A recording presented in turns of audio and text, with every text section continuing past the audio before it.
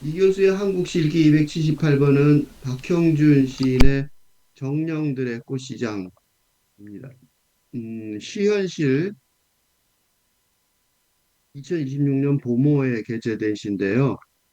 이 박형준 시인의 특집으로 게재돼서 여러 편의 시가 있었는데 그중에 5편의 시를 골라서 읽고 있습니다. 정령들의 꽃시장 박형준. 이것은 쫙 한번 읽어보겠습니다. 정령들의 꽃시장 박형준 1. 잔해 속을 헤매다가 붙잡을 것을 찾던 중 돌무더기에 반쯤 묻힌 편지 한 장이 눈에 띄었다. 간신히 손을 뻗어 편지를 뜯었다. 글씨가 바래고 종이의 가장자리는 헤어졌지만 편지를 뜯고 나니 희망이 생겼다. 나는 편지를 돌무더기 속에 다시 넣었다. 사랑은 무너지는 세계 속에서도 기념비처럼 솟아오른다는 것을 알았기에. 2. 원시 부족이 물건을 판다는 숲속마켓. 매일매일 새의 깃털과 보석을 바꾼다는 마을을 찾아다녔다. 물방울 모양의 바위 안에서 흐르는 고대의 이야기가 숲속에 강을 만들어 아침마다 배를 타고 나온 사람들이 서로의 물건을 주고 받는다는 곳. 3. 아침마다 사람들이 강물 속으로 들어가 기도를 하고 꽃시장을 연다. 발자국에 묻혀온 물자국들이 진창을 만들고 그곳에서 꽃들이 자욱하게 피어난다. 자기 키보다 한 알음 더 큰 꽃을 안고 걸어가는 그들은 불 속에 손을 넣고 몰락한 사람들의 온기를 쬐는 정령들 같다. 이게 무슨 얘기야? 그런 생각 싶은 어떤 다른 세계가 있죠. 그지? 두 가지가 하나 주점 되는데, 요게 이제 그 목적 같아요. 불 속에 손을 넣고 몰락한 사람들의 온기를 쬐는 정령들이라고 말한 게 아니라 같다. 비유법이죠. 그지? 비유법으로 말하면 같다. 뭐뭐 같다. 그지? 그러니까 비유법이란 말이죠. 그죠? 그 시의 은유의 비유법을 동원해서 결론을 내고 있어요. 정령들의 꽃시장. 정령이란 단어가 익숙하지 않죠? 정령이란 단어가 익숙하지 않습니다. 그래서 정령이란 단어를 찾아보면 만물의 근원이란 신성스러운 기운, 죽은 사람의 영혼, 뭐 산천초목이나 무생물 따위의 여러 가지 사물에 깃들어 있던 홀령, 원시 종교의 숭배 대상 가운데 하나이다. 생명력이나 생활력이나 생명력의 근원이 되는 정신. 근데요, 이거 쉬운 말로 뭐 하냐면 요정, 만화에 나오는, 그지? 동화 속, 보통 동화 속 요정이라고 말하는 그게 정령이에요. 페어리, 요정, 동화 속 요정이라고 말하는 거. 그게 정령이란 말이죠. 그 정령들의 꽃시장을 이 시가 노래하고 있어요. 정령들이라는 게 하나가 아니라 정령들 복수죠. 정령들의 세상이 있고 그 세상 중에 대표적인 세상 중에 하나가 꽃시장이라고 설명하는 거예요. 여기서 이제 하나 혼란스러운 게 왜 정령들의 꽃시장을 인간이 말해야 되는가? 첫 번째 질문은 정령들 그러니까 사람들이 아니죠. 그러니까 인간 너머의 세상, 영성 세계죠. 영혼들만 살아남아 있는 그 정령이라는 거는 그 인간과의 차이는 정령과 인간의 차이는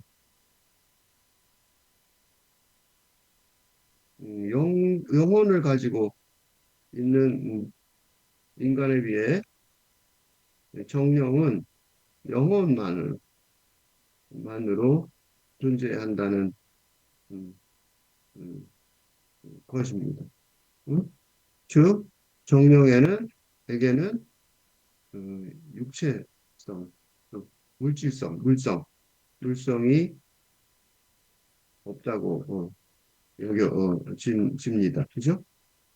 근데 이런 그 정령들을 얘기하는 것도 이 질문이 첫째, 이, 동화 속의 이야기, 동화 속의 등장인물, 이야기, 서사 같은 어, 내용이, 그지? 이 시, 그러니까 말하자면 본격 문학인 아동문학도 아니죠. 그러니까 아동문학이죠. 아동문학 속의 서사 같은 내용이 본격 문학인 시로 쓰였다. 거. 그지? 이거 왜 시를 써야 되는가? 즉, 다시 말해서, 왜 이 정령들의 꽃시장 이야기를, 꽃시장이라는 거는 즉, 꽃시장, 즉, 정령들의 세상 이야기를, 그지? 왜 시로 썼는지 질문해야 합니다. 그죠? 우선 그렇죠. 왜 이걸 이렇게 썼지? 그러니까 이게 뭔가 절박한 이유가 있었을 것으로 짐작되기 때문입니다. 그지? 그런 생각을 할 수 있어요. 동화 얘기를 어른의 얘기인데, 그지? 어른의 얘기인데, 성인의 이 삶에 관한 것인데, 본격 문학이라는 게,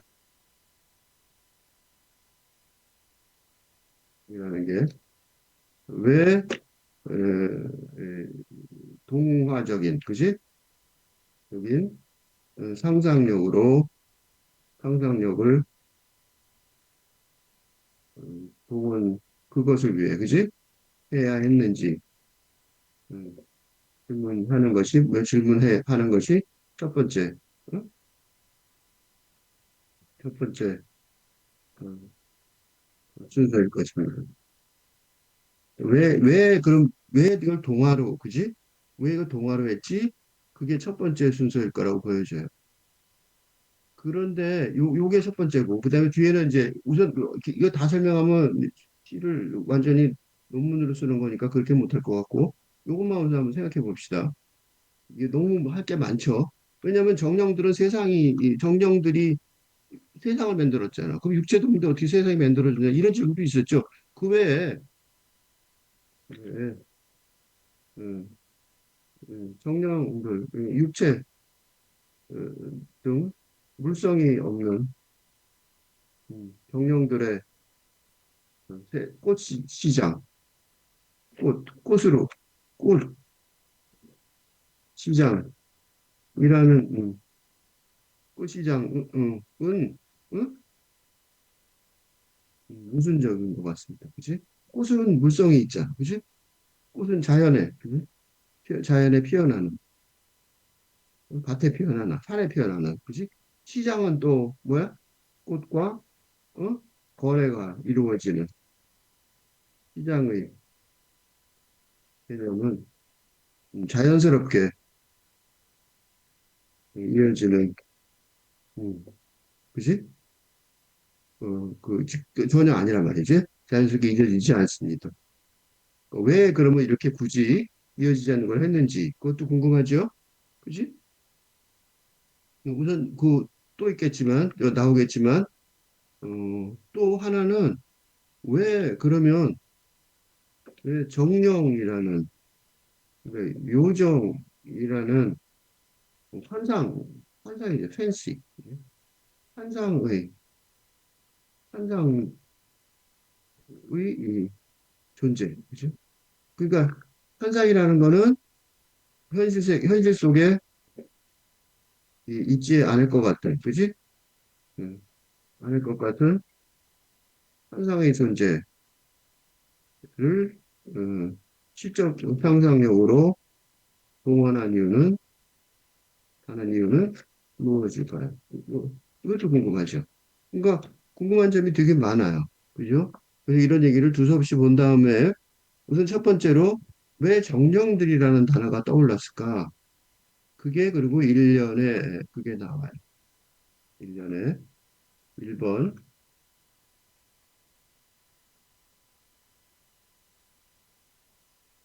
잔해 속을 헤매다가 붙잡을 것을 찾던 중 돌무더기에 반쯤 묻힌 편지 한 장이 눈에 띄었다. 이게 무슨 소리지? 그 정령들의 꽃시장하고는 관계가 멀죠. 그리고 보니까 간신히 손을 뻗어서 편지를 뜯었다. 잡기 어려운 데 있었나 봐요. 글씨가 바래고 종이의 가장자리는 헤어졌지만 편지를 뜯고 나니 희망이 생겼다. 나는 편지를 돌무더기 속에 다시 넣었다. 사랑은 무너지는 세계 속에서도 기념비처럼 솟아오른다는 것을 알았기에. 여기 정령 얘기도 없고 꽃시장 얘기도 없죠. 그런데 이거를 보다가 이 박형준 시인의 최근에 읽은 시가 하나 떠올랐어요. 그게 뭐냐면 한국시 276번으로 바로 읽은 건데 손바닥에 붉은 호수라는 시입니다. 이게 손바닥에 붉은 호수라는 시를 바로 읽었는데 포크레인을 동원해서 성당의 맨 꼭대기에 자리 잡았던 산동네 마지막 재건축 준비 장면을 현실적으로 묘사하는 시예요. 그게 기본적으로 그게 바탕에 있어요. 응? 그래서 뭐가 생각이 났냐면 조세의 소설 난자이가 쏘아올린 공이 떠올랐습니다. 그리고 그런 어려움, 그지? 그런 어려움, 말하자면 자본주의, 그죠? 신자유주의 자본주의의 뭐라 그럴까? 신자유주의, 예, 자본주의에 의한 가난한 사람들의 피해, 사례를 말하고 있는 게 확실해요. 그죠? 음, 피해 사례를 말하고 있어요. 그 틀림없는 사실이에요.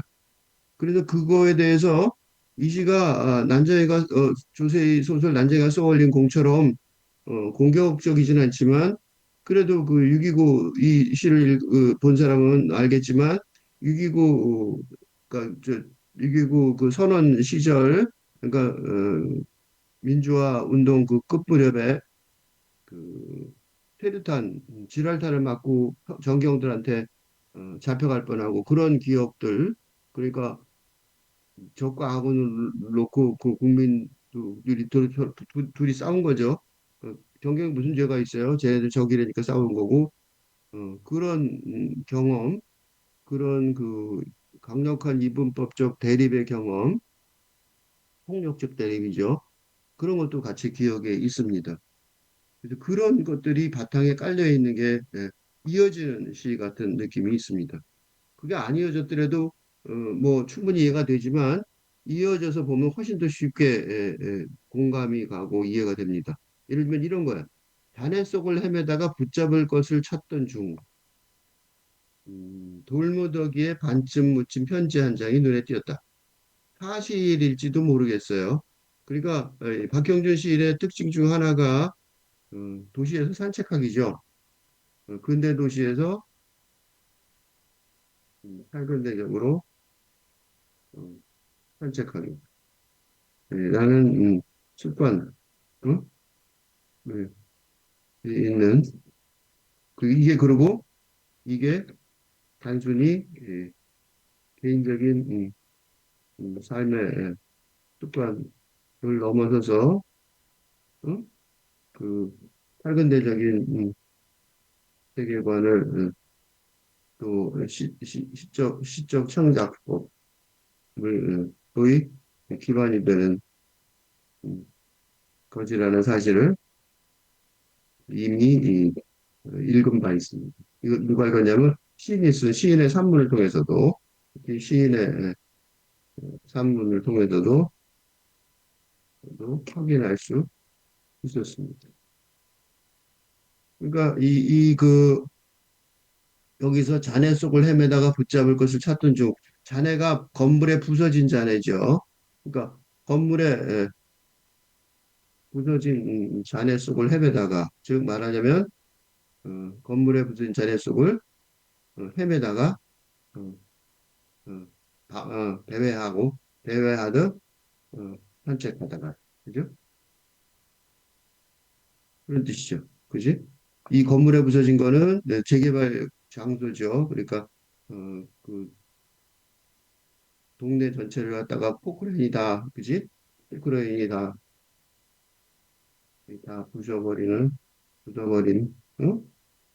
집들이 있던 음, 언덕에 언덕에서 그러니까 그거를 거기서 배회하듯 산책을 한 거죠. 그러니까 도시에서 산책을 하는데 우아하게 그 도시의 골목에서 산책하는 게 아니라 이번에는 그 부서져 버린 건물들이 집들이 있는 그 장소에서 산책을 하고 있는 거예요. 거기다가 붙잡을 것을 찾던 중, 그러니까 뭔가 아까 그 우리가 처음에서 본 것처럼 이 박형준 시인이 그저 그냥 아무런 편도 없이 아무런 그 어떤 그 편견 또는 뭐라 그럴까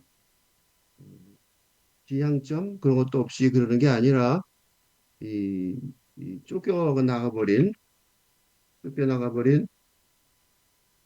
사람들의 피해를 그러니까 그 조세희의 소설 난소공 공의 정신을 이어받아서 그걸 버린 건 아니에요. 그걸 버린 게 아니라 그걸 이어받아서 그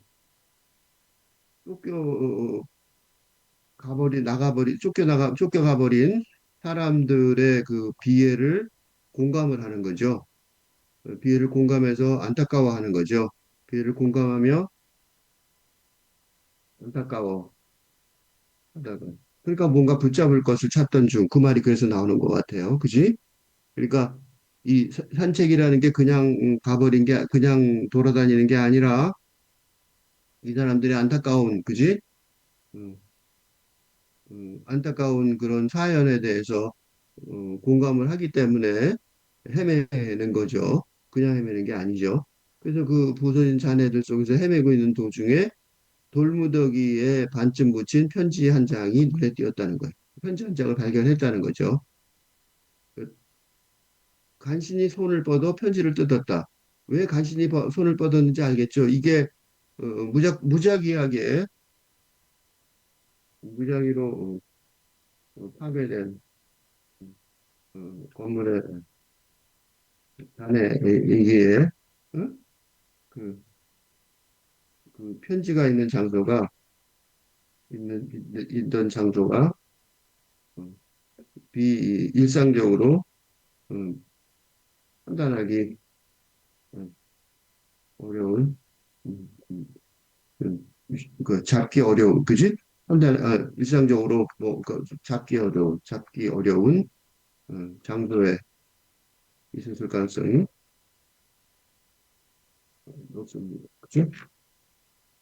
부서진 건물 잔해에서 뭔가 저기 하나 발견했단 말이에요. 그러면 그게 가기가 쉽겠어요? 그지? 뭔가 하나 편지가 있는 것 같아서 그 편지를 가고. 그 편지 주인은 이미 없죠.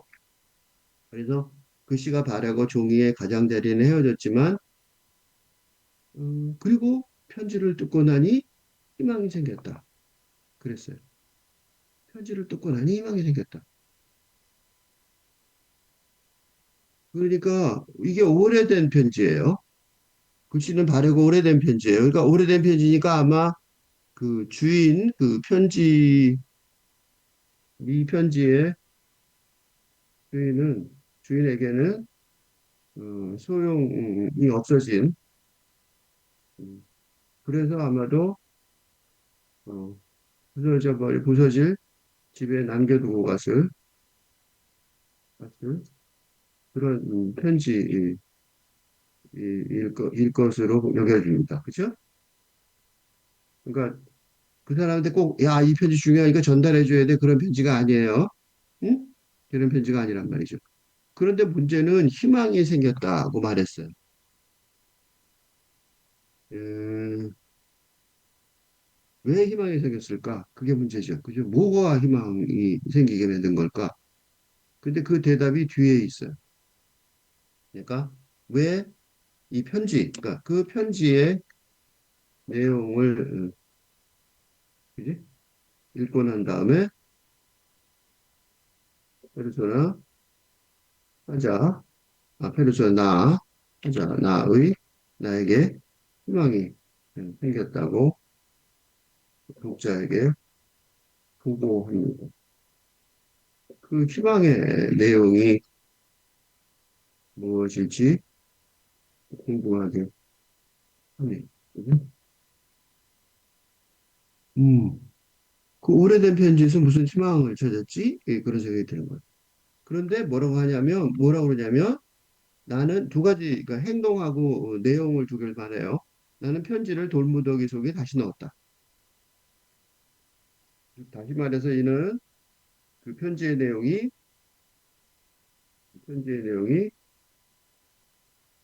현재 진행형이라서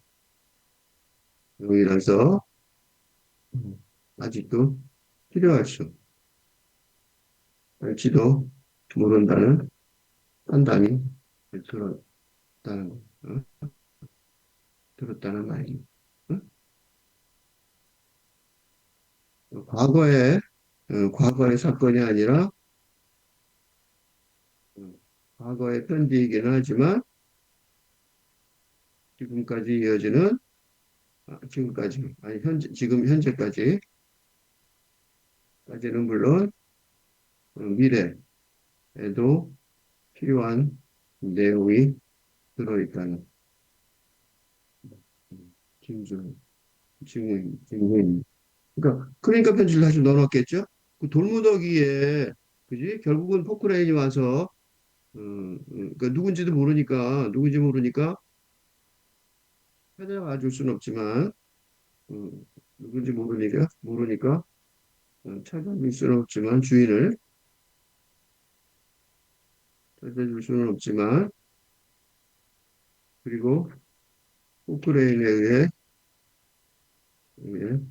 평탄화 작업이 본격화되면 어, 흙 속에 곧 묻혀 버릴지도 모르지만 그럼에도 불구하고 어, 어, 미래에 그 필요가 있을 것이 틀림없다고 판단하여 작은 희망이라도 어, 가져보는 질문입니다. 네? 그렇지 않으면 그 도로 넣을 필요가 없죠. 그 어렵게 꺼냈는데, 그지? 그 장소가 되게 어려웠잖아. 그지? 그래서 간신히 손을 뻗어서 편지를 이게 잡아 끄집어낸 거야. 그 돌무더기 속에 있는 것. 완전히 다 깎아낸 게 아니라 찢어진 거지, 조금. 근데 그걸 어떻게 다시 그 편지를 돌무더기 속에 넣었다는 거. 그러니까 낑낑대고 다시 넣는 거지. 어떻게. 그러니까 뭔가 희망이 있는 거죠. 그지? 뭔가 희망인지 모르지만 있단 말이지. 그게 뭐라고 말을 안 했어요. 그리고 그런 개인적인 내용이 아닌 거죠. 뭐가 더 있는 거죠. 그러니까 여기서 중요한 말은 이 편지의 사연이 편지 수신자, 당사자에게만 중요한 내용이 아니라 뭔가 더 일반적이고 본질적인 차원에서 희망을 페르소나 나아가 어, 찾을 수 있게 했다고 여겨집니다. 응? 그치? 근데 이게 바로 그런데 이게 바로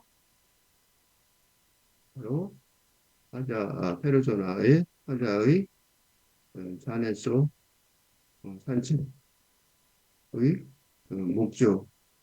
목적이었다는 것을 기억하게 합니다. 응? 뭐 붙잡을 것을 찾았는데 그게 뭔지 산책을 시작할 때는 몰랐지만, 그지? 왜냐하면 그 재개발에서 다 무너져 버린, 그지? 동네를 왜 자꾸 돌아다니는지, 그지?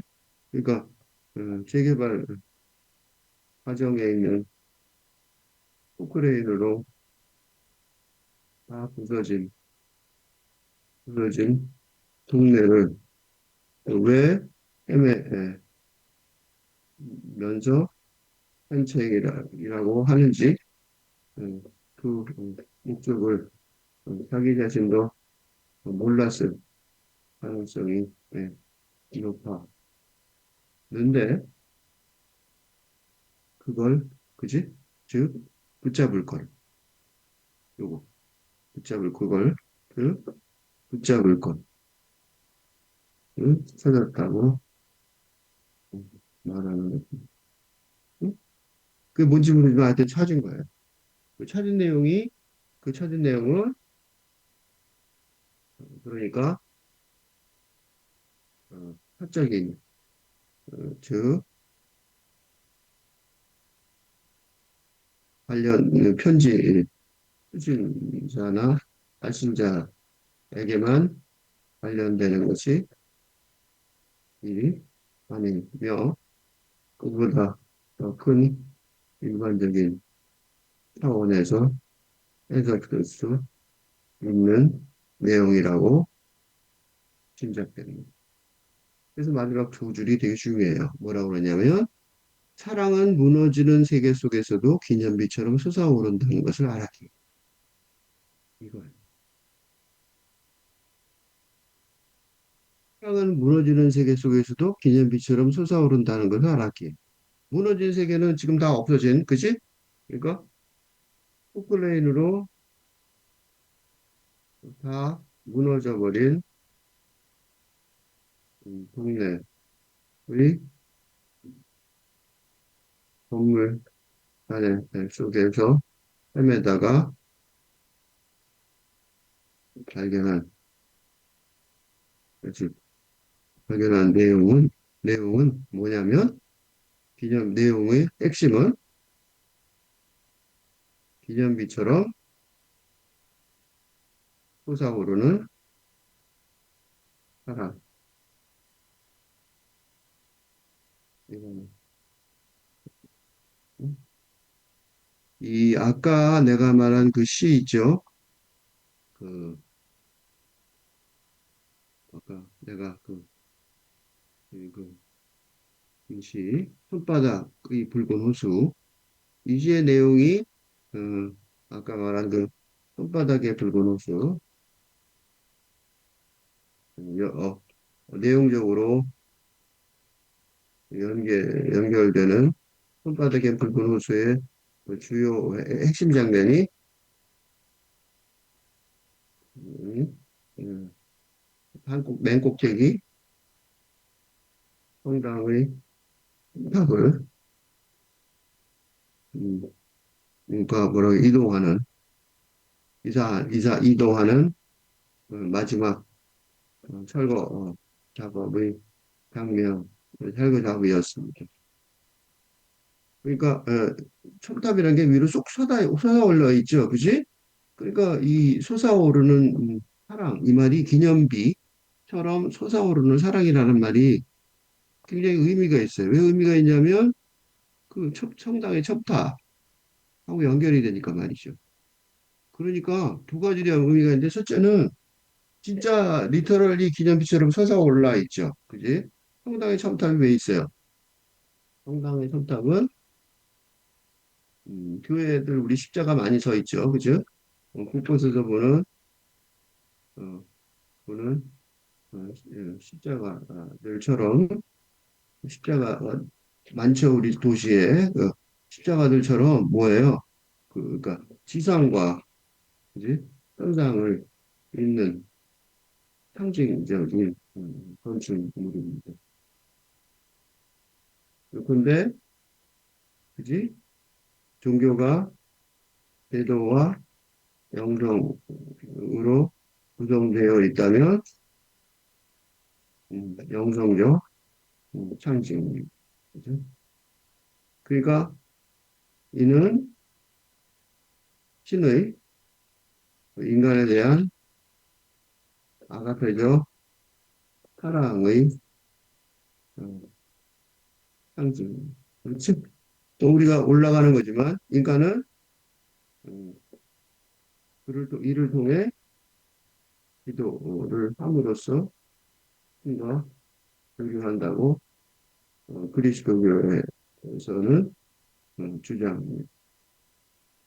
그러니까 기념비처럼 솟아오르는 사랑이 아까 그 내가 말한 그 손바닥에 붉은 호수라는 우리가 읽은 이전에 읽은 그 시 그 내용하고 바로 이어지는 연결되는 그런 내용이 고스란히 있다고 볼 수 있어요. 그렇죠? 음. 그게 우선 하나고 근데 여기서는 이 시는 그런 그 내용대로 연결되는 건 우리가 읽기 좋으라고 도움받으려고 좀 그러는 거지만 사실은 그게 아니고 그냥이죠. 그래서 그러면 기념비처럼 솟아오르는 사랑 이게 이제 이렇게 말하지 않고 세속적으로 다시 세속적으로 그냥 사실 그대로 이 액면 그대로 리터럴리 읽는다면 뭐예요? 그 어렵게 찾은 편지의 내용이 사랑 음, 연서, 그지? 러브레터, 였을 가능성이 높습니다. 응? 그러니까 사랑은 기념비점 솟아오른다는 게 뭐냐면 이 달동네, 그죠? 이 달동네에서도 사랑이 있었고 이제 사랑의 편지들이 그런 식으로 주고받았고 어, 그 내용이 아주 진지했고 지금 그리고 가까운 미래에 예? 어? 실현될지도 그 결실을 맺을지도 모른다는 느낌을 받았다는 거죠. 어? 그러니까 사랑은 기념비처럼 솟아오른다. 즉 세상이 그러니까 이게 뭐가 다르냐면 이게 그 기존의 정치학에서 어, 뭐 예를 들면 신자유주의, 이 자본주의의 폐해를 논할 때 보통 어떻게 해요? 음, 그자와 빈자의 극단적인 대립 등 이분법적 해결 구도로 응? 어, 쉽게 생각하는 경우가 많았습니다. 그지? 그런데 바로 이 그런 장소죠, 이게. 그런데 그 난소공이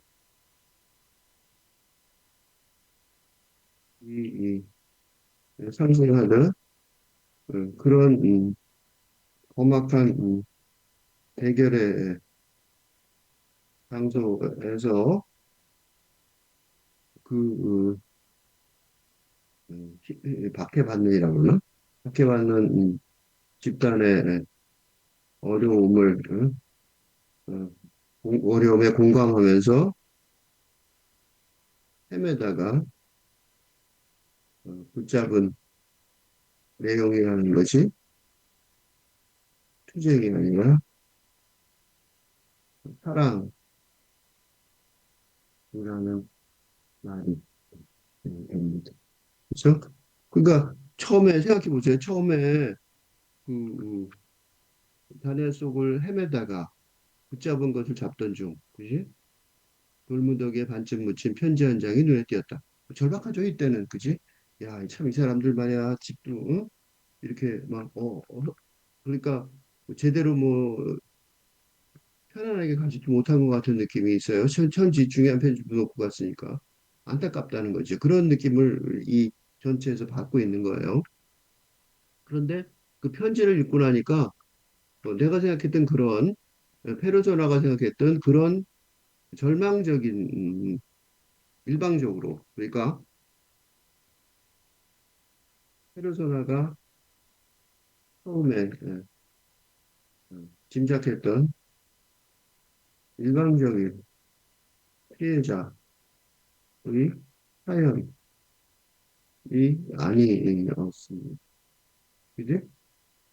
처음에는 이거 그 페어를 다니면서 막 편지를 맨 처음에 그 집을 땐 그랬겠죠. 일방적인 피해자의 사연들 불쌍하다, 안 됐다, 그 도와줄 수 있는데 못 도와줬다, 뭐 어쩌고 그런 온갖 생각을 다 하면서 뭔가 네, 이거를 어떻게 해야 될지 이러고 생각한 건데 봤는데 뭐냐면 그런 거에 개의치 않고, 그지?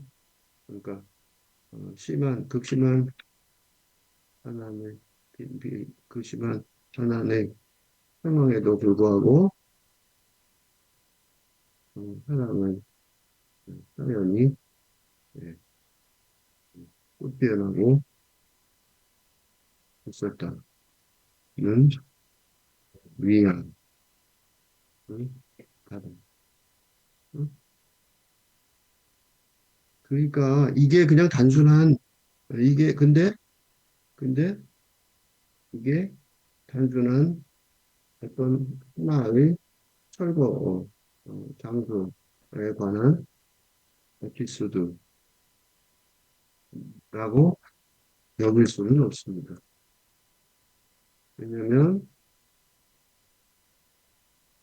시작점으로 창작 내역이 이게 무슨 선전문이 아니에요, 그지? 그러니까 이게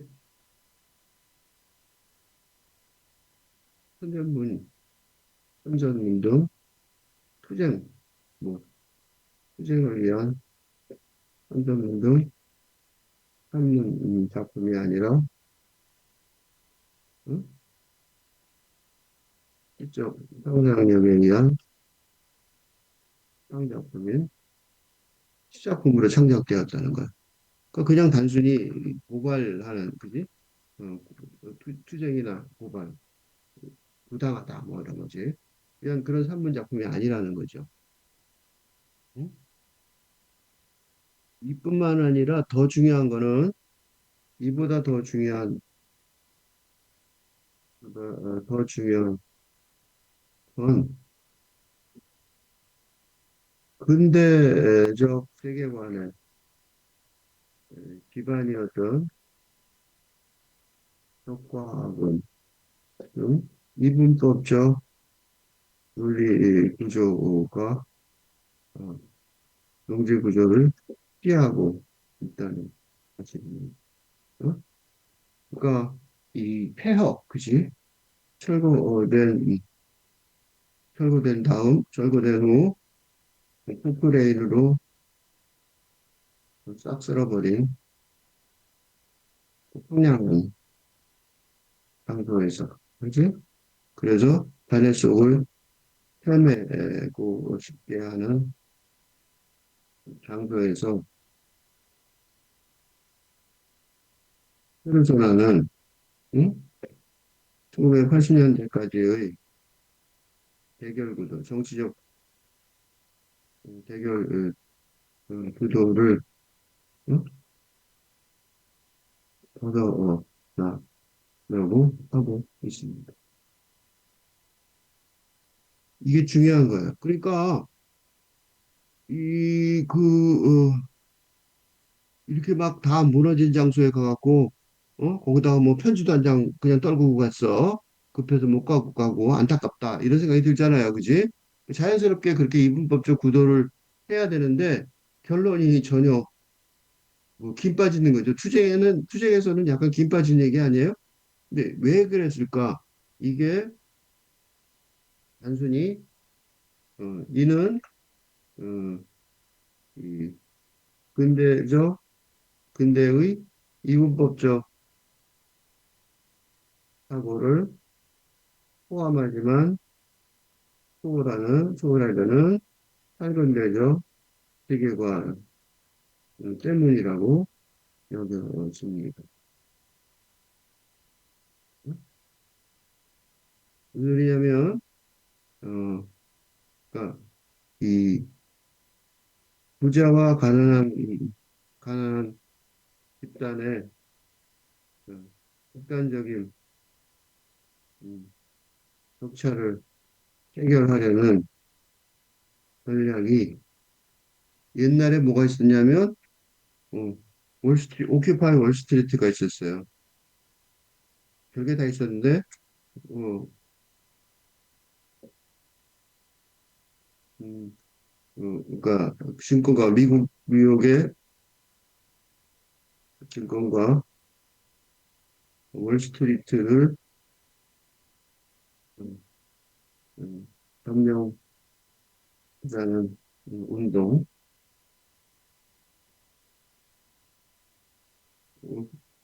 어, 를 끝으로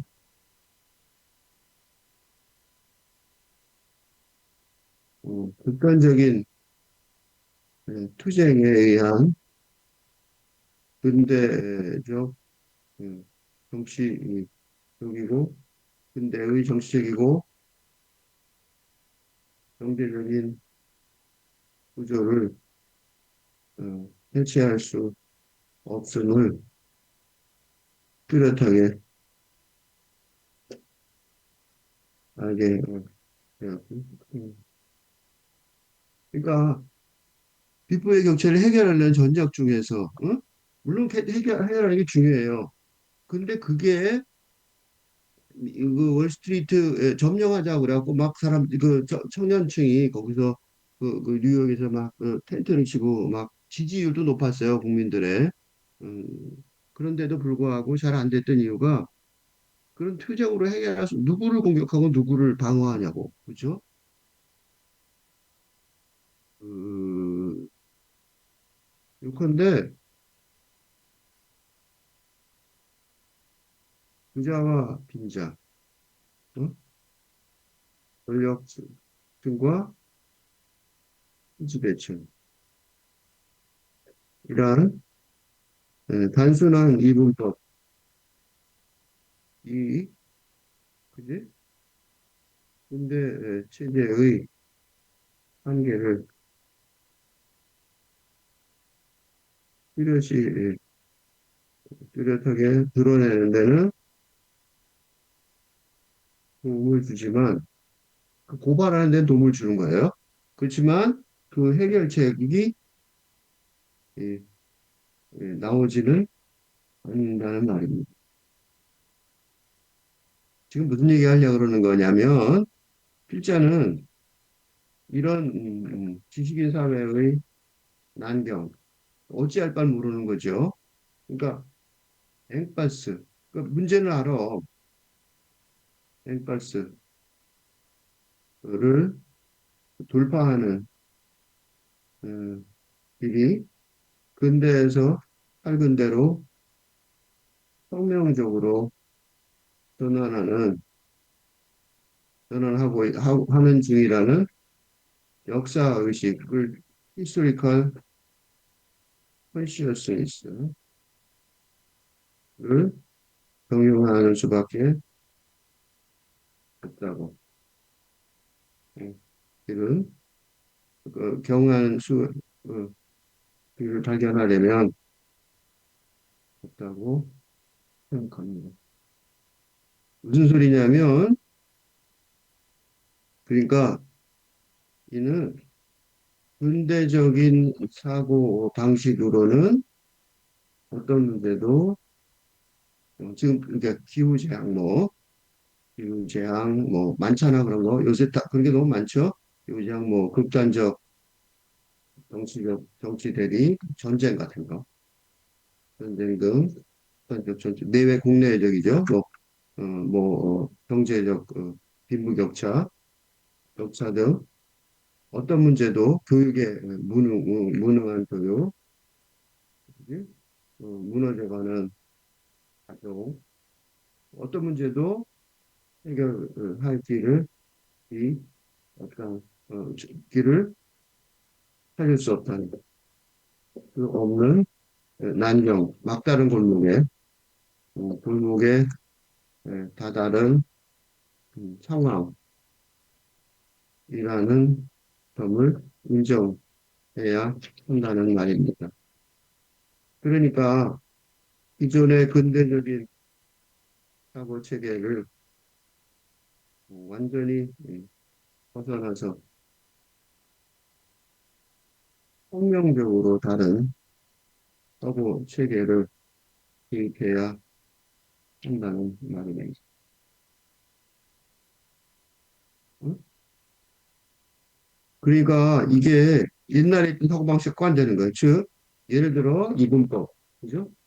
이분법적 대립이라는 음, 개념 구조로는 당면 문제를 어느 것도 해결할 수 없다는 말입니다. 그래서 탈근대적인 세계관으로 혁명적으로 기자고 주장하고 있습니다. 응? 나는 그래서 이걸 그냥 하는 게 아니라 이를 위해 탈근대 지도자 양성 프로그램인 이 교수의 조건 없는 학교라는 유튜브 채널을 운영하고 있고 이, 이 교수의 이 교수의 한국시 읽기 지금 우리 하고 있는 거죠. 한국시 읽기도 읽기라는 시리즈도 요즘 하나입니다. 머리 거창하게 말하는 싶죠? 이 거창하게 말하는 게 아니라 이 실 읽으려면 어쩔 수 없이 그래야 돼요. 왜 그러냐면 거창한 설명인 듯 하지만 음, 박형준 시인의 정령, 요정 이야기의 본 뜻을 동화가 아니죠 이게 동화가 아닌 정령 이야기의 본 뜻을 어, 파악하려면 필요한 준비 과정이었습니다. 뭐냐면 여기서 이제 하나 더 나가는데 왜냐하면 여기 보면 되게 이상한 말이 나와요. 보고 이제 복귀 뒤에 거 볼게요. 이거 준비 과정이 왜 필요했는지 보여드릴게요. 보세요. 그러더니 갑자기 뭐라 그러냐면 원시부적인 물건을 판다는 숲속마켓 매일매일 새의 깃털과 보석을 바꾼다는 마을을 찾아다녔다. 누가? 페르소나가? 나가? 물방울 모양의 바위 안에서 흐르는 고대의 이야기가 숲속의 강을 만들어 아침마다 배를 타고 나온 사람들이 서로의 물건을 주고받는다는 곳. 주고받는다는 곳. 그러니까 다시 말해서 본인이 사는 곳이 아니라 그런 그지? 요거 요런 마을을 찾아봤다는 거죠. 그 고대 이야기에서 나오는 얘기예요. 어? 고대 얘기가 그렇게 만든다는 거예요. 갑자기 이 얘기가 왜 나왔어요? 이게 바로 정령들의 꽃시장에 들어가는 내용이죠. 그래갖고 뭐라고 그러냐면 아침마다 사람들이 강물 속으로 들어가 기도를 하고 꽃시장을 연다. 발자국에 묻혀온 물자국들이 진창을 만들고 그 속에서 꽃들이 자욱하게 피어난다. 자기 키보다 하늘은 더 큰 꽃을 안고 걸어가는 그들, 정령이죠. 글 속에 손을 놓고 몰락한 사람들이 온기를 째는 정령들 같다. 이 정령들이라고 써있잖아. 그죠? 왜 갑자기 정령 얘기를 하냐고, 여기서. 이 얘기에 타당성은 있는가? 그런 얘기죠. 그지?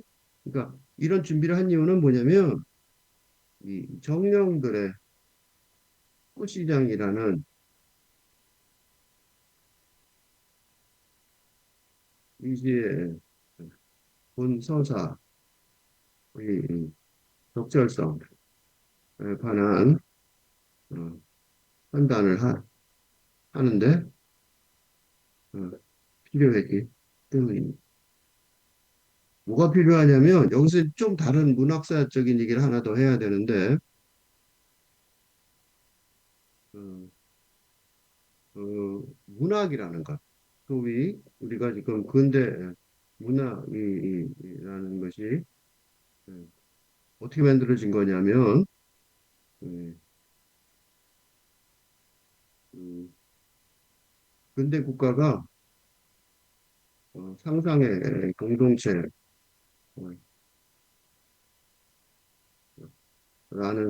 점에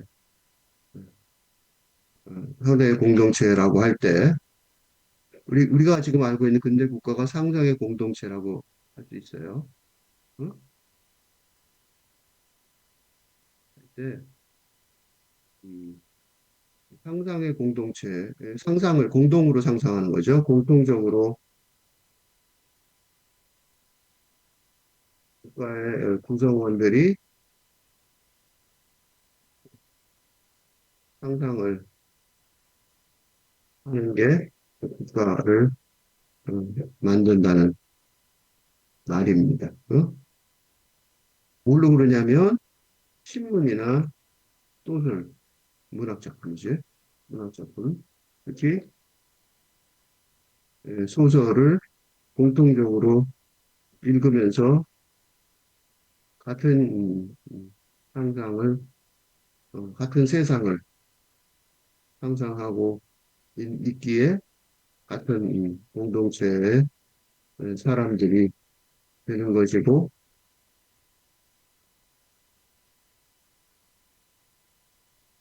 그게 근대국가를 형성한 힘이었다는 이론입니다. 그러니까 뒤집어 말하면 뭐예요? 근대 문학이라는 것이 뭐예요? 근대 문학이라는 것이 뭐예요? 근대 국가를 만든 어, 기본 요소라고 할 수 있습니다. 과연? 이거 좀 황당하죠? 왜 이렇게 됐을까? 이거 생각 안 해본 사람들은 좀 황당할 거예요. 그런데 이렇게 생각해 봅시다. 전근대 중세 시대는 왕권 중심주의였고 그때 백성이라기보다도 국민은 백성은 뭐였냐면 노예 상태였습니다. 그렇죠? 이거는 한국이나 뭐 어디나 다 비슷해요. 왜냐하면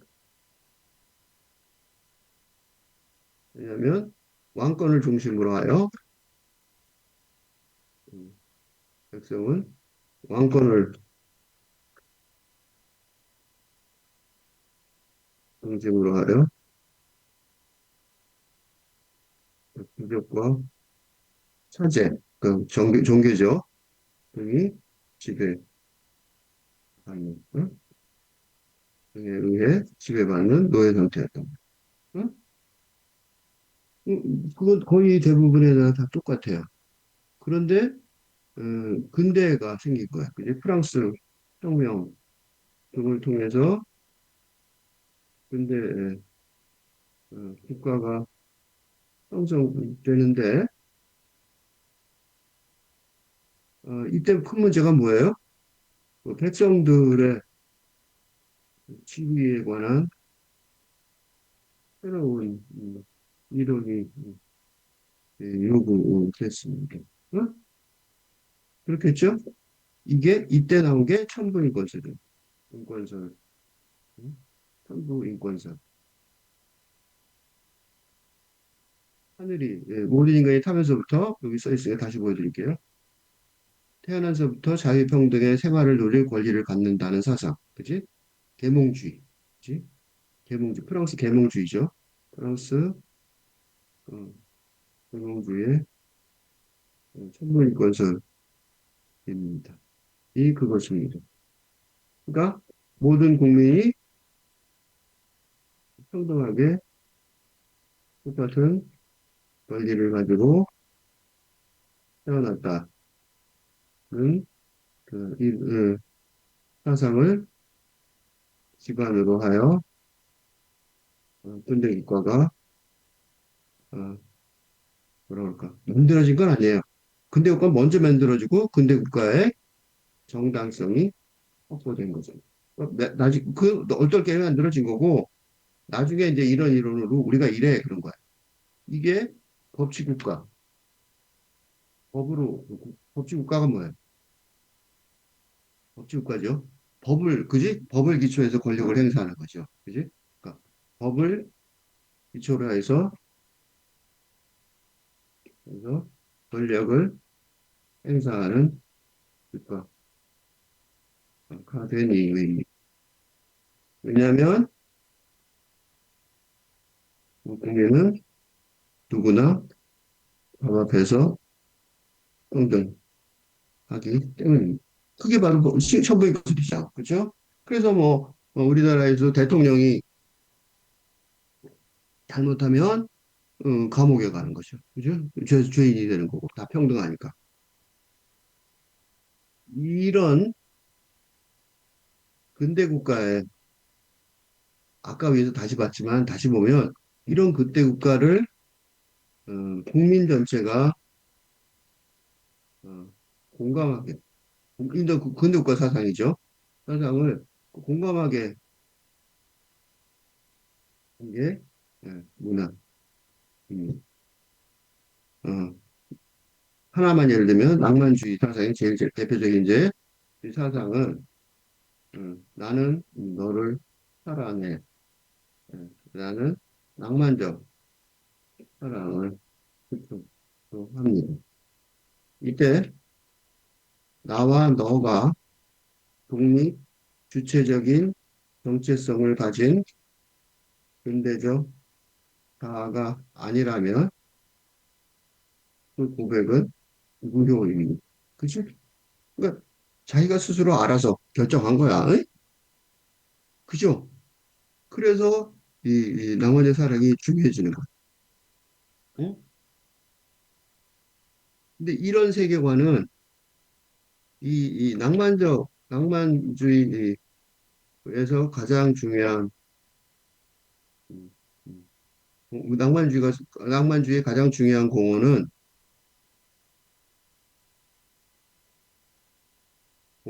특히 영국 낭만주의죠. 영국 낭만주의의 가장 중요한 공헌은 상상력, imagination, 힘을 알려주는 거죠. 아, 상상력으로 우리가 세상을 보는구나. 그러니까 그 중세시대까지 응? 몰랐던 개개인의 개인의 상상력, 사랑도 그렇죠. 사랑이란 게 뭐야? 어? 사랑처럼, 낭만적 사랑처럼 그거 몰랐던 거지 옛날에. 어. 걔네 상상력에 응? 에 의해 세상이 음, 건설된다는 사실을 알게 해주는 거지. 그러니까 이때부터 뭐예요? 근대 문학, 즉 저작, 저작권을 가진 저자, 또 상상력의 주인이죠. 저자가 등장합니다. 어?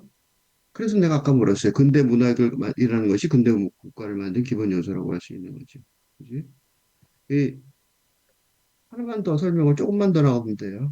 그 낭만주의 콜리지, 예, 예, 낭만주의 최초의 평론가죠. 음, 음, 어, 최초의 근대 평론가 콜리지의 상상력 이론은 음, 환상, 펜시와의 구별이었습니다. 간단했어요. 펜시가 뭐냐면, 그러니까 구체적인 현실로 실현되는 것이 상상력이라면, 환상은 그 실현 가능성이 없는, 그지? 음, 미래에만 생각이라는 말고. 응? 그래서 그 상상력으로 기계 문명이, 응? 그래서 우주도 가고, 우주까지 응, 가는 기계 문명이 응, 발전되고 형성되어 온 것입니다. 그래서 지금도 창의성이 되게 중요한 얘기죠. 음. 여기까지는 근대 문학이 이해가 됐죠. 근데 문제는 다시 돌아가서 볼게요. 여기에 요거. 그런데 이거, 이건 뭐야? 사실은 이것 때문에 지금 읽었는데 다시 또 읽어볼게요. 적절성을 판단하는데 어, 상상력의 이론을 분석하는 것이 필요했습니다. 왜냐하면 왜냐하면 정령들, 요정들, 요정들은 어, 아동문학에 등장하듯 상상력의 결과물이라기보다 환상적인 존재들입니다. 즉, 즉, 현실 세계에서 있을 법하지 않은 존재들. 애들은 그래서 그런 거 괜찮아. 어른들은 이렇게 얘기하면 뭐 이게 무슨 그지? 그렇게 얘기한단 말이죠. 근데 왜 그러면 이건 그럼 뭐야? 왜 그러면 왜 박형준 씨는 동명들에 관한 글을 썼을까요? 그러니까 왜 상상력, 그러니까 컬리지가 우리가 근대의 상상력에 비한다면 비현실적이라고 어, 배제했던 환상적인 내용을 썼을까요? 이건 탈근대적인 세계관을 모색하고 있기 때문입니다. 응? 그러니까 근대 시대 동안의 문명 발전이 상상력에 의한 상상력의 추동력에 의한 것이었다면 그런 현실 세계에 국한한 음, 미래의 비전의 예, 능력을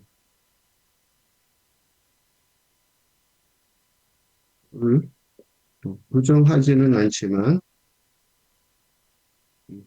음, 수용하지만 그것보다 훨씬 더 나아간 능력이 요구되기 때문입니다. 그런데 이런 환상이 사실은 이런 환상의 상상력이 어, 사실은 음, 그 패션 잡지, 광고, 패션 잡지나 TV 광고 등에서도 지금은 많이 접할 수 있는 음, 것입니다. 즉, 이미 환상이 상상력만큼 음,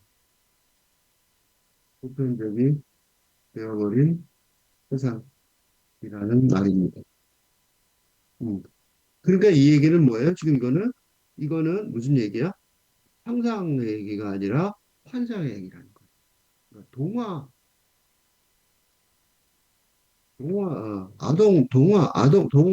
동화에서만 어, 적절하게 사용될 수 있다고 여겨져 온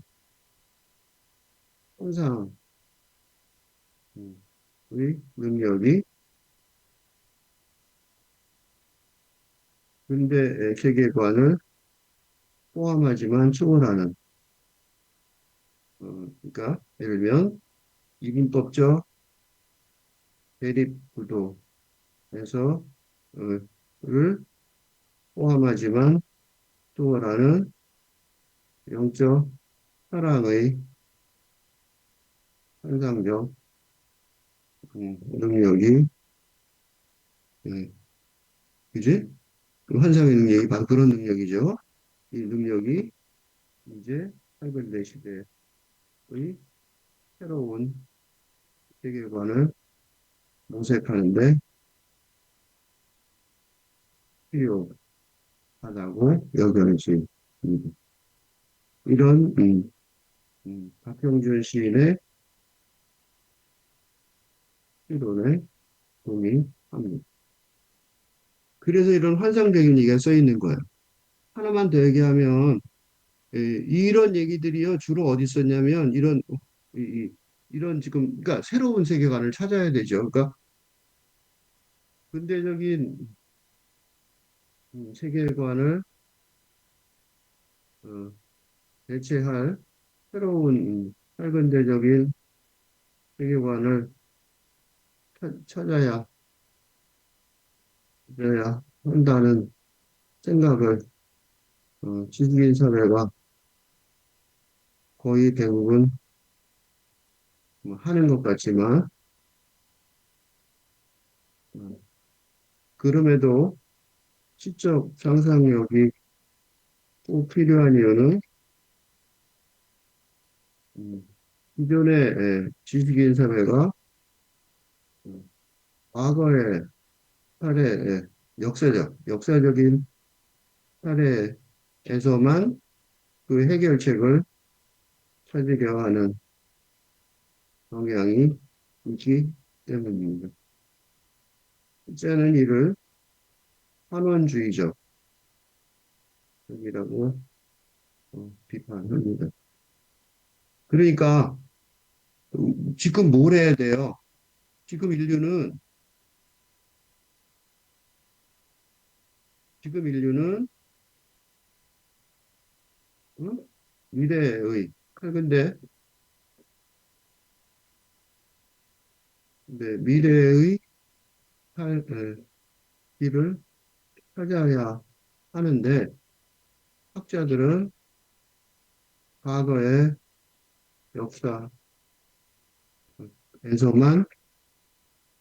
아는 게 그밖에 없으니까 왜냐하면 학문적 상상력으로 과거의 역사에서만 그 해답을 찾으려 하고 있는 실정입니다. 문제는 바로 그 과거, 그러니까 동굴에서부터 발전해온 인류의 과거를 그저 뒤돌아 본다고 해서 미래를 위한 혁명적으로 바뀐 현대 세계관이 만날 수 있지 못할 것이기 때문입니다. 그러므로 뭐밖에 없어요. 시적 상상력에 의한 상상력 세계관을 새롭게 물론 근대적인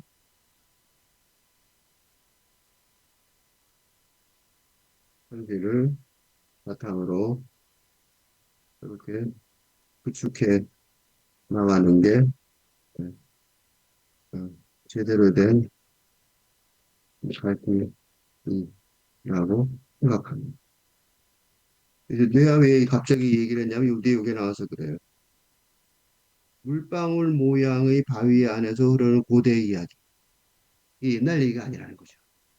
어? 물방울 모양의 바위 안에서 흐르는 고대의 이야기가 있지만 고대 얘기로 돌아가는 게 아니야, 이거는. 그러니까 이건 과거 얘기잖아? 근데 뭐라고 써 있어요? 찾아다녔다. 이때 찾아다녔다는 시제가 요거는 미래. 그러니까 지금부터 그런 뜻이. 응? 언제부터? 언제부터? 지금부터가 언제부터예요?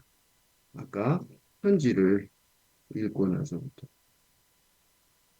희망이 생기고 나서부터. 어? 그, 어, 이분법적 근대 시대의 대립이 아니라, 어? 사랑, 그지? 영적인 차원에서의 사랑이라는 관점에서 세상을 다시 볼 수 있게 될 때부터, 되었을 때부터. 그런 뜻이에요. 응? 그러니까 찾아다녔다는 미래예요. 그러니까 고대얘기라는 자료를 썼다고 잘못하면 착각하면 내가 그걸 착각할까 봐 너무 많이 그래요. 학자들 다 그래. 옛날 얘기 무슨 뭐 요새도 그렇죠. 무슨 거의 나오는 어, 시중에 발간되는 번역되는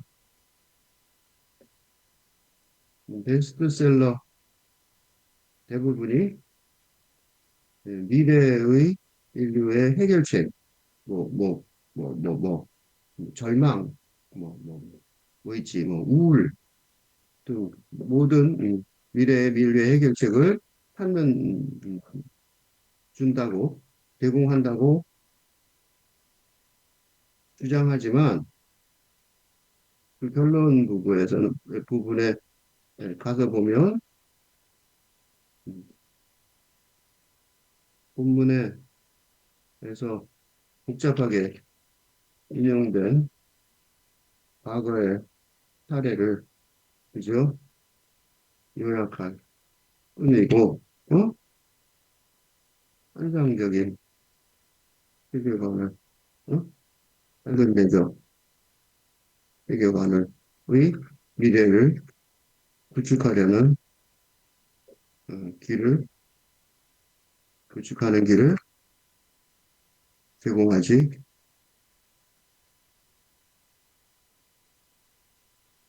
못하고 있습니다. 그래서 책을 아무리 봐도 다 똑같다는 느낌이 드는 게 그거예요. 응?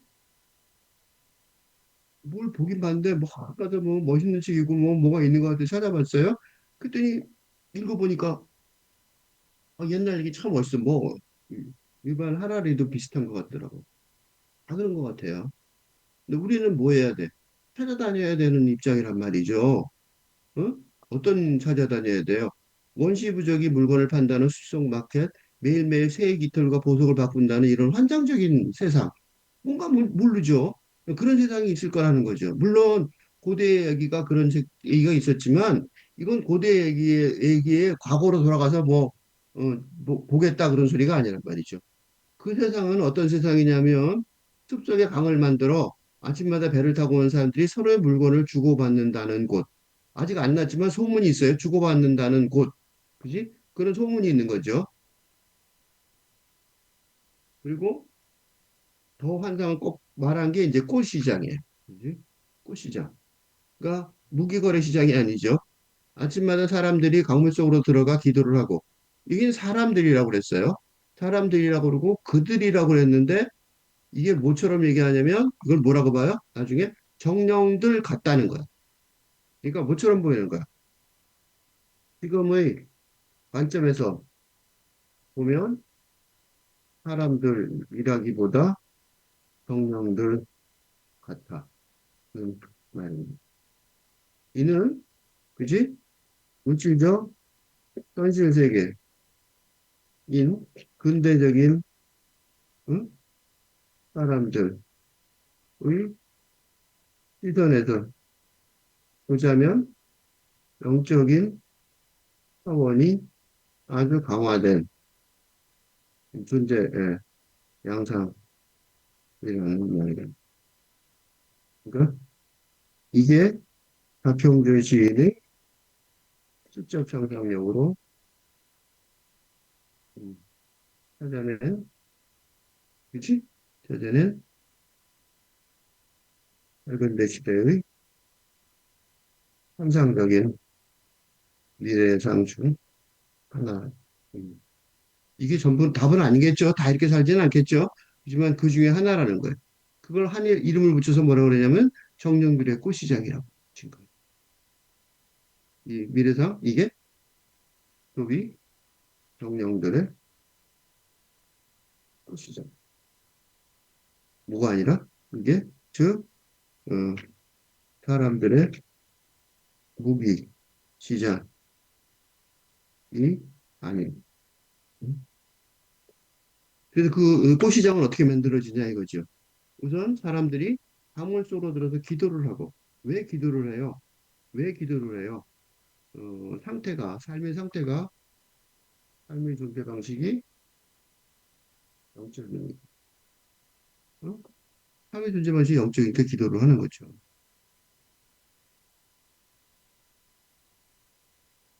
꽃시장을 여는 거죠. 무기 시장을 여는 게 아니라 자본 시장을 여는 게 아니라 발전국에 묻혀온 물자국들이 진창을 만들고 진창이 나쁜 것 같지만 그 속에서 꽃들이 피어난다는 거죠. 한국하게. 그다음에 그래서 그 거래의 결과물은 자기 키보다 한 알음 더 큰 꽃이죠. 이 꽃을 안고 돌아가는 그들은 이거는 다 환상이겠지만 그걸 해석하면 뭐가 되냐면 불 속에 물을 손을 넣고 몰락한 사람들이 온기를 쬐는 정령들이라는 거. 응? 몰락한 사람들이 온기를 쬐는 정령들이에요. 즉 다시 말해서 영적인 차원에서 음, 어? 현실적으로는 실전 불가능한 그 육체적 이거는 음, 음, 하기 어려운 일을 하면서 그지? 이게 불ség에 손을 놓는 거야. 불새가 어떻게 손을 놓냐고. 못 놓지, 그지? 다 타는데? 라고 생각하지만 그건 뭐예요? 그거는 육체적인 차원에서 보는 거죠. 그지? 그래서 그 이유는 그런 과감한 노력을 하는 이유는 응? 몰락한 사람들이 온기를 찌려는 거죠. 몰락한 사람들의 온기를 찌려는 그 손익계산서에 따라 이익을 보려는 응? 근대 자본주의적인 음, 마음가짐이 아니라 응? 어떤 사람이에요? 그 착한 사마리아인 도움이 안 되는 그지? 사마리아인의 마음 착한 사마리아인이 어떤 사람이에요? 몰락한 사람들이 온기를 째려는 이 말이 딱 착한 사람 착한 사마리아인 얘기 같지 않아요? 그지? 착한 사마리아인 그러니까 누구도 돌보려고 하지 않는 그러니까 어떤 이익도 발생할 리가 없는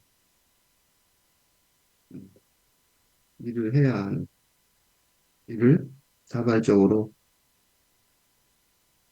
하려는 큰 사마리아인의 태도를 가진 사람들.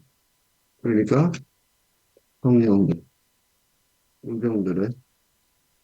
요정들이야말로 뭐예요? 오늘의 미래의 이 모습이라고 판단하게 되었습니다. 왜요? 왜냐하면 폐허가 되어버린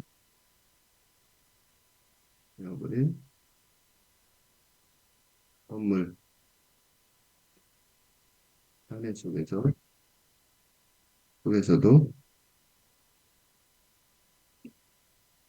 기념비처럼 솟아오르는 사랑의 증거를 해줄 수 있었기 때문입니다. 이게 바로 이게 수세의 난소고, 이 난영, 응?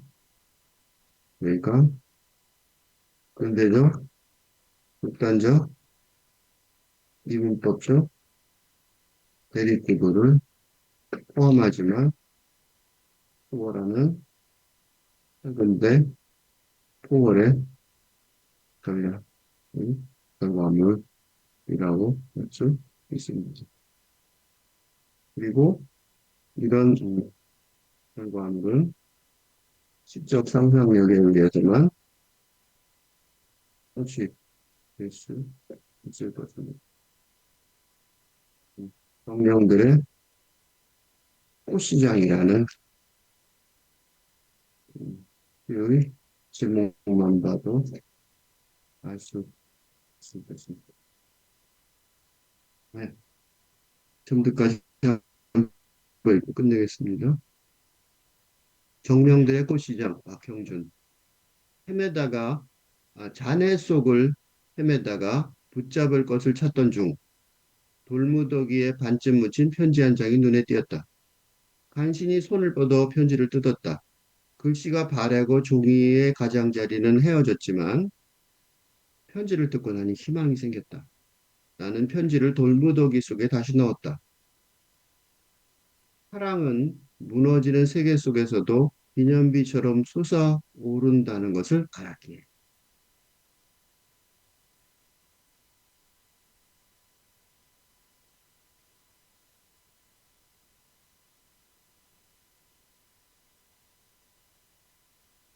원시부적인 물건을 판다는 숲속마켓, 매일매일 새의 깃털과 보석을 바꾼다는 마을을 찾아다녔다. 물방울 모양의 바위 안에서 흐르는 고대의 이야기가 숲속의 강을 만들어 아침마다 배를 타고 나온 사람들이 서로의 물건을 주고받는다는 곳. 아침마다 사람들이 강물 속으로 들어가 기도를 하고 꽃시장을 연다. 발자국에 묻혀온 물자국들이 진창을 만들고 그 속에서 꽃들이 자욱하게 피어난다. 자기 키보다 한 알음 더 큰 꽃을 안고 걸어가는 그들은 불 속에 손을 넣고 몰락한 사람들의 온기를 쬐는 정령들 같다.